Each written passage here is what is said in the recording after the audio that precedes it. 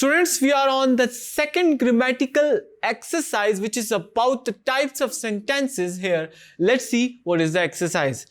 Identify and write the simple, compound and complex sentence in the given column. We are provided with some statements and we have to write their respective type on the given column at the end of every sentence. Let's start our exercise.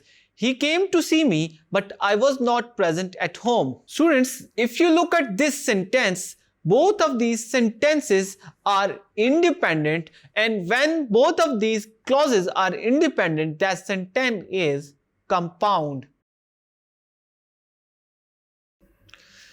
She wrote an article in newspaper, definitely a simple sentence, only one statement. Next is, we shall die one day or the other, for we are immortal.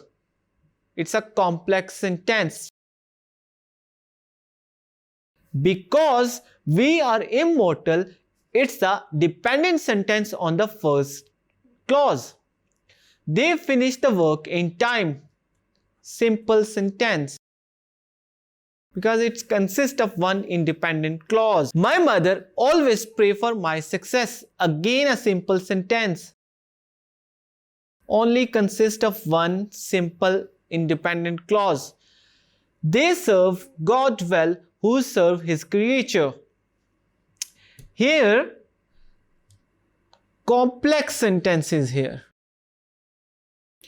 I called him but he gave me no answer. Compound. Both of these clauses are independent. A guest who stays a long time is not welcomed. Again a complex sentence. One clause is independent and the other is dependent. Last one is, I soon returned home because I was upset. Both of these clauses are independent at all. That's why we call it a compound sentence.